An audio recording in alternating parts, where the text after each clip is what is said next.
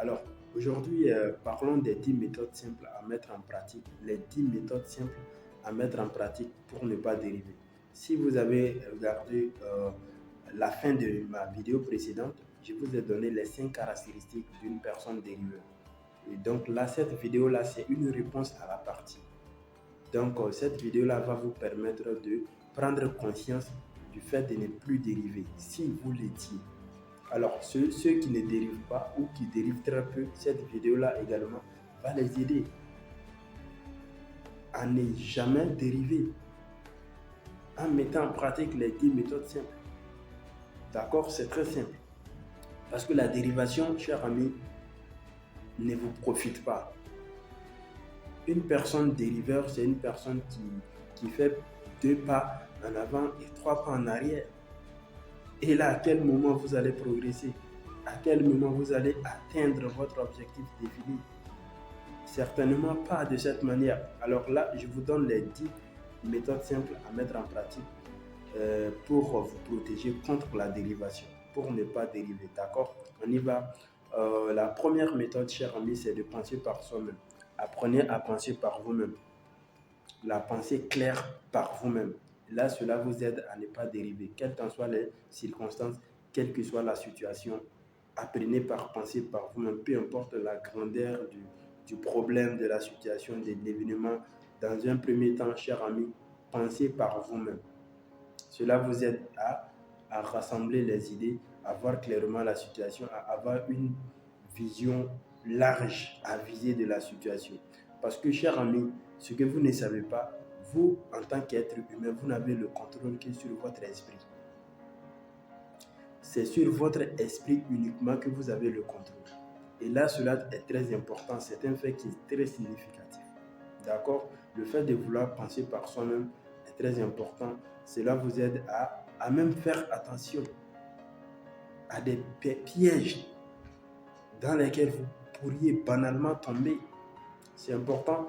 Alors, c'était la première méthode. Deuxième méthode, c'est de se définir avec précision ce que vous voulez. Définissez-vous avec précision ce que vous voulez.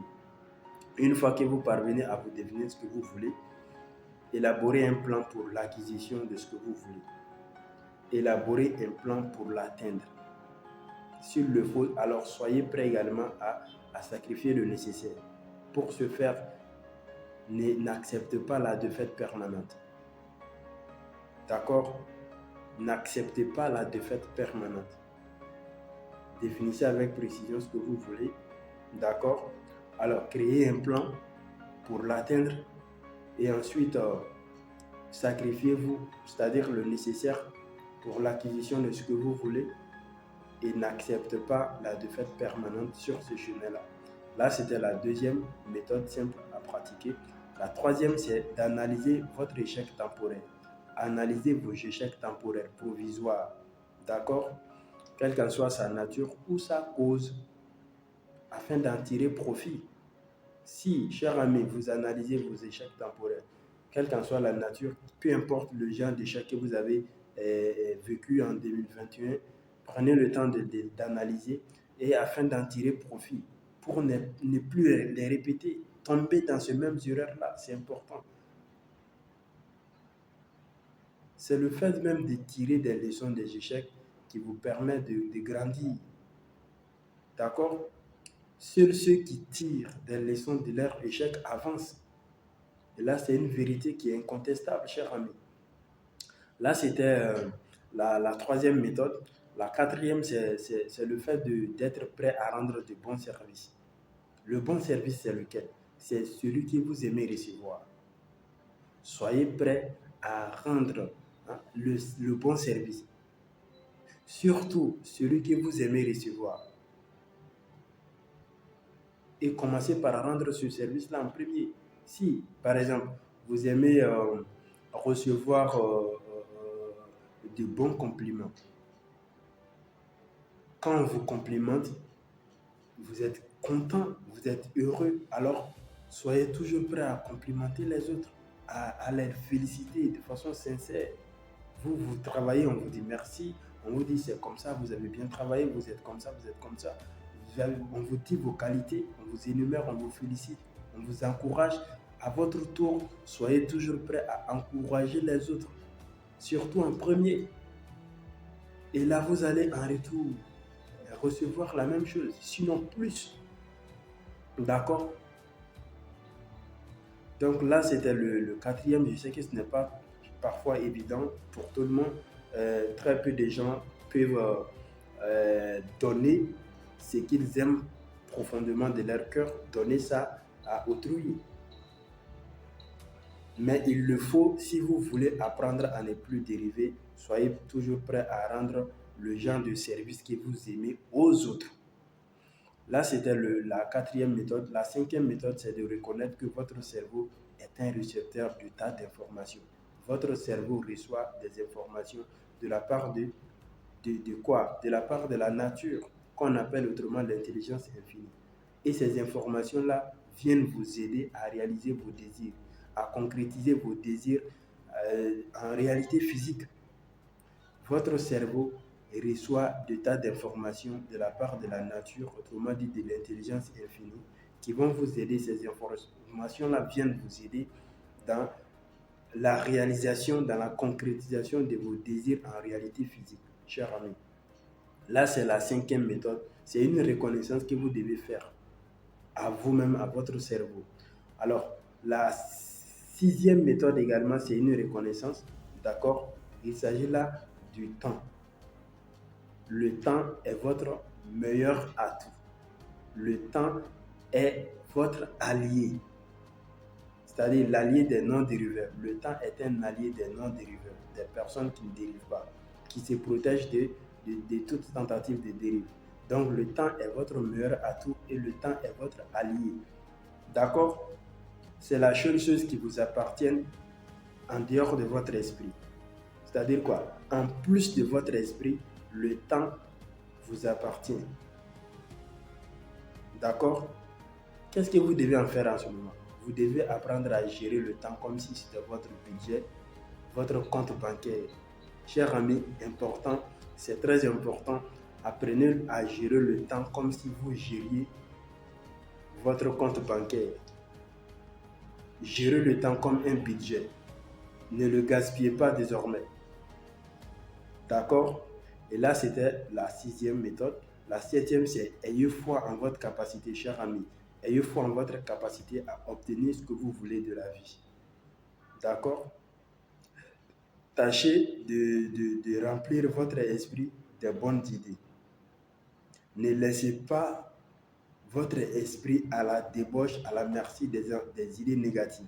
Parce qu'une fois que l'esprit est inoccupé, il y a des espaces dans votre esprit. Ce sont ces espaces-là qui seront occupés par des mauvaises herbes, par des mauvaises idées.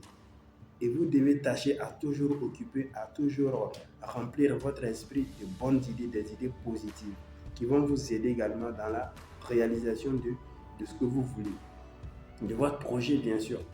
Alors, c'était la septième. Ayez foi en votre capacité à obtenir ce que vous voulez de la vie.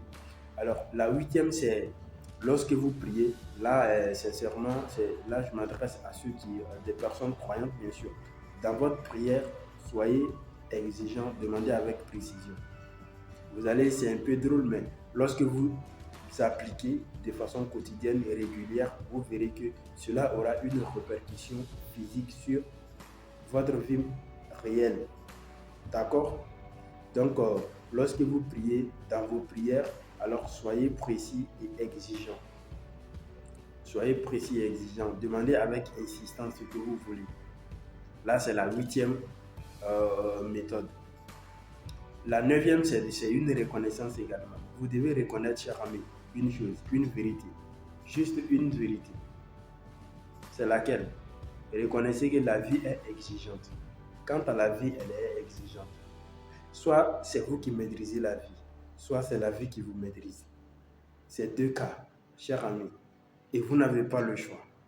Vous devez de maîtriser la vie pour ne pas qu'elle vous maîtrise. Parce que si la vie vous maîtrise, vous imaginez le reste. Alors, il n'y a pas de demi-mesure. Autrement dit, il n'y a pas de compromis. La vie ne nous fait pas de compromis. Nous devons toujours tâcher à la maîtriser. D'accord? Alors, je vous inviterai par le même rythme de ne jamais accepter ce que vous ne voulez pas. Cher ami, cessez d'accepter ce que vous ne voulez pas. Parce qu'elle vous fait du mal à l'intérieur. Lorsque vous acceptez quelque chose que vous ne voulez pas, vous acceptez une situation que vous ne voulez pas, vous faites du mal à vous-même. D'accord? Même si l'on vous force à l'accepter temporairement, refusez de l'accepter à l'intérieur. Refusez de l'accepter à l'intérieur de vous. Même si vous êtes forcé à prendre la chose, intérieurement, refusez de l'accepter. Et cela vous ouvrira bien sûr des portes vers les choses que vous voulez. C'est important, cher ami. Alors, comme 10e et dernier conseil, méthode bien sûr, c'est enfin souvenez-vous que vos pensées dominantes attirent leur équivalent physique. Vos pensées dominantes, les pensées qui dominent votre esprit attirent leur équivalent physique par la loi de la nature. Là, c'est une loi qui est incontestable, elle est avérée. Alors, vous n'avez qu'à l'appliquer pour en savoir. Testez-la, c'est simple. Vos pensées dominantes attirent leur équivalent physique. Par conséquent, faites attention, faites gaffe à ce sur quoi vos pensées s'attardent. Chers amis, c'est important. Triez les pensées sur lesquelles votre esprit s'attarde. Comme citation de fin, je vous inviterai d'être précis dans tout ce que vous faites. Soyez précis dans tout ce que vous faites. Ne gardez jamais à l'esprit des pensées inachevées, incomplètes. Et prenez l'habitude de parvenir à des décisions arrêtées sur toute chose.